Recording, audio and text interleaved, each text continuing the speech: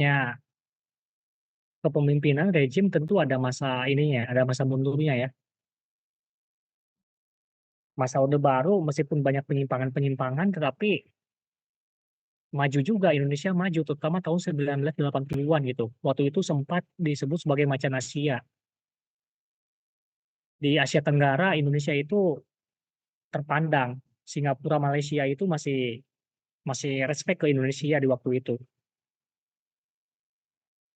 Sehingga di masa 70 80-an itu, saking berkembangnya Indonesia, saking makmurnya, waktu itu muncul istilah OKB. Pernah dengar OKB? OKB itu artinya adalah orang kaya baru. Kemudian muncul tahun 1990-an, di tahun ini terjadi pergeseran politik ya. Soeharto, kalau di zaman dulu Soeharto itu dia banyak mengangkat para pendukungnya ke posisi penting, terus juga diberikan proyek-proyek strategis gitu kan. Tetapi di tahun 1990-an ini, Soeharto juga memberikan fasilitas-fasilitas ke keluarganya. Keluarga-keluarga Soeharto itu difasilitasi luar biasa gitu. Sehingga kaya-kaya. Contohnya Tommy Soeharto gitu. Proyek apa? Proyek Mobil Timor waktu itu, proyek mobil nasional diberikan ke Tommy Soeharto. Pokoknya keluarga Soeharto itu jadi kaya-kaya. Makanya muncul istilah nepotisme gitu kan. Dan di waktu itu memang KKN, korupsi, kolusi, dan nepotisme itu sedang merajalela. Di kalangan pemerintah banyak terjadi korupsi, terjadi juga kolusi gitu kan. Sama sama sebetulnya seperti zaman reformasi, cuman bedanya kalau di masa Soeharto, KKN-nya itu hanya di pejabat tinggi aja gitu kan, dan itu bisa terkontrol. Tetapi di masa reformasi justru korupsi itu terjadi lebih luas ya di berbagai kalangan gitu.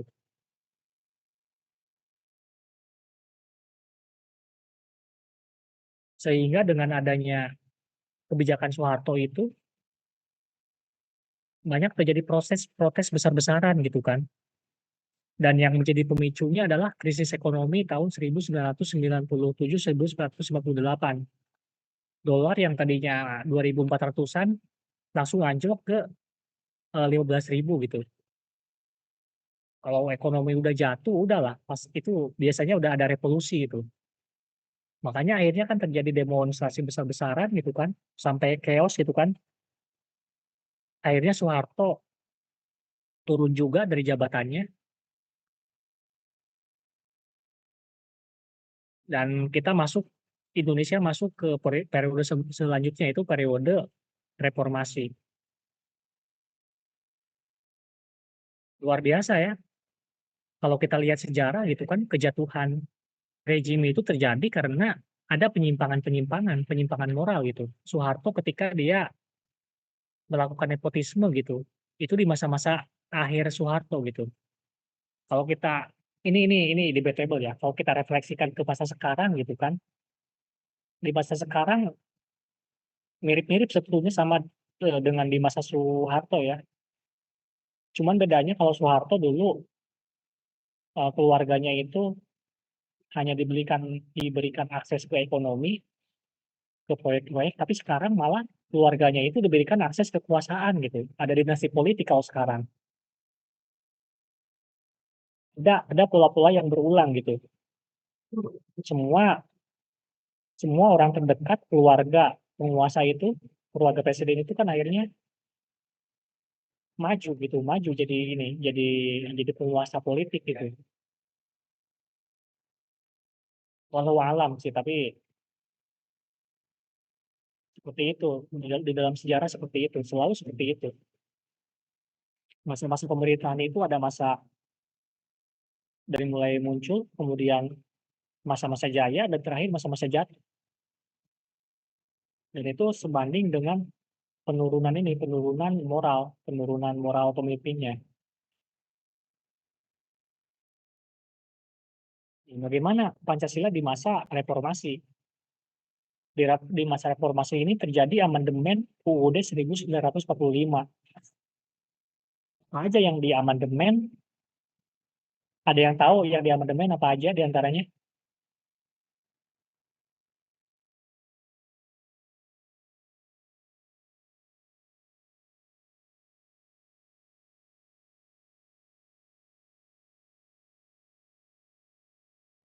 Amandemennya itu diantara, ya silakan Zahra.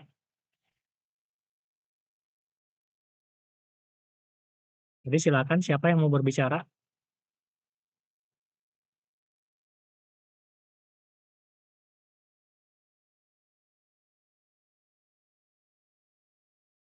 Perubahan pasal ya, Mas? Perubahan pasal tentang apa? Banyak.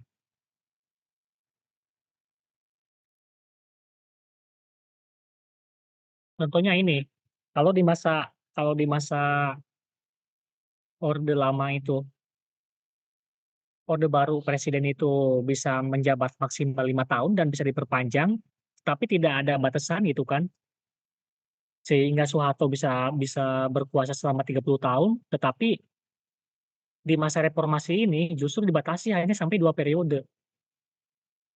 Ini tentu muncul karena trauma, trauma dengan di masa Orde Baru gitu.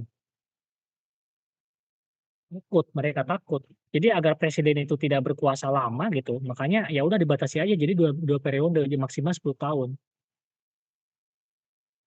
Yang kedua, amandemen kedua adalah tentang lembaga tinggi dan lembaga tertinggi negara.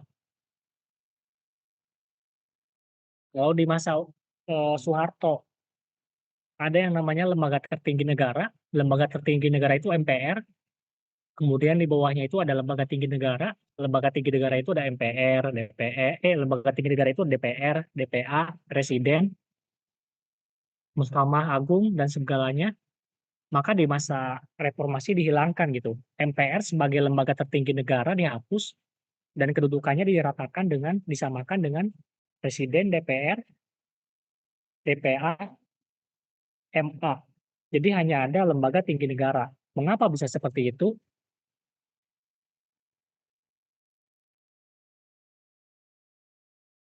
Agar tidak ada penyalahgunaan wewenang di MPR. Kemudian selanjutnya adalah mengoptimalkan fungsi DPR. Kenapa sampai ada istilah mengoptimalkan fungsi DPR? Karena di masa Orde Baru, DPR itu kurang kritis. Mereka hanya ngikut-ngikut saja kemauan presiden gitu. Makanya dioptimalkan lagi hak budgeting, terus hak interpelasi, hak angket itu di revitalisasi gitu kan.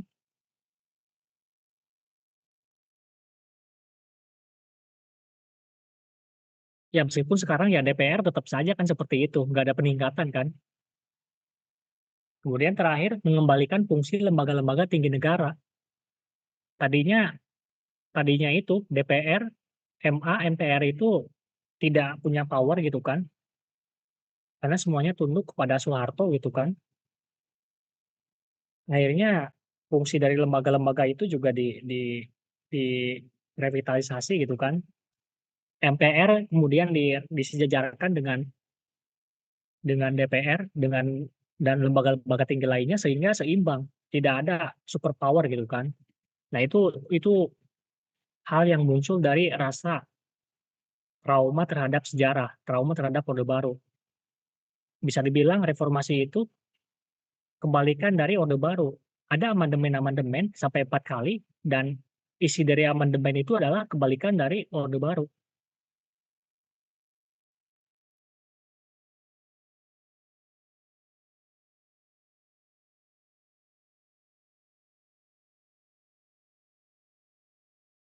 Selanjutnya, urgensi Pancasila dalam kajian sejarah bangsa. Pancasila itu merupakan produk historis bangsa Indonesia, ini jelas ya, karena Pancasila itu muncul dari proses sejarah yang panjang, seperti yang telah kita pelajari sebelum-sebelumnya. Tidak mungkin dong Indonesia tiba-tiba menggunakan sistem liberal atau sistem komunis kita. Nggak mungkin. kita punya sejarah, Bung, gitu kan. Kemudian Pancasila juga mengandung unsur-unsur alasan filosofis berdirinya RI gitu kan, itu ada di Pancasila, kemudian menjadi dasar dari setiap produk hukum yang berlaku di Indonesia, ini jelas. Kemudian mengandung nilai-nilai agama, budaya, dan adat istiadat bangsa Indonesia, ini juga jelas ya. Tapi ada masalah juga ya, Pancasila itu kerap digunakan sebagai justifikasi kekuasaan rezim Orde Baru, rezim tertentu ya, kalau di zaman Orde Lama dulu jadi alat Soeharto untuk menggebuk orang-orang yang anti revolusi, anti Nasakom gitu kan. Di zaman Orde Baru, Pancasila digunakan untuk menggebuk orang-orang yang anti Soeharto gitu. Sering Pancasila itu dijadikan alat kekuasaan, dijadikan alat pembenaran gitu kan. Kemudian di satu sisi juga terjadi pelemahan dalam pemahaman dan pelaksanaan nilai Pancasila dalam kehidupan berbangsa dan bernegara. Kalau kita memperhatikan, apa namanya, peristiwa-peristiwa terkini ya, dalam pemilu, dalam ketatanegaraan gitu, itu kan sudah kelihatan banget bahwa Pancasila itu sudah tidak dilaksanakan sepenuhnya lagi oleh oleh pemimpin-pemimpin kita gitu kan. Itu di tataran pelaksanaan gitu kan. Kemudian di tataran bawahnya juga, di dunia kerja, di dunia kampus, itu masih sering terjadi korupsi gitu. Korupsi itu bukan di pemerintah aja, bahkan di kalangan bawah juga sering terjadi korupsi tuh. Kalau di dunia sekolah mungkin bos gitu, bos juga itu kadang-kadang sering ada korupsi gitu kan, macem-macem lah gitu kan. Kemudian juga ada pelemahan di tataran pemahaman, seperti yang ditunjukkan oleh survei Kompas pada 1 Juni 2008. Kompas itu melaksanakan jejak ini, survei terhadap orang-orang mengenai Pancasila gitu kan, dan hasilnya itu 48,44%, hampir 50 ya, responden berusia 17 sampai 29 tahun tidak mampu menyebutkan sila-sila Pancasila secara benar dan lengkap. Kemudian 42,7%-nya itu salah menyebutkan sila-sila Pancasila, dan 60%-nya ini yang berusia 46 tahun ke atas salah menyebutkan sila-sila Pancasila. Bahkan mereka yang usia 46 tahun ke atas pun salah ya, padahal mereka harusnya sudah pernah diindoktrinasi Pancasila oleh ini, Orde Baru. Jangan-jangan di sini juga ada yang belum hafal sila Pancasila nih, apa perlu kita tes? Gitu ya. Tapi seperti itulah kondisi, Pancasila di kita teman-teman. Itu saja, eee, materi kita hari ini, kurang lebihnya mohon maaf kalau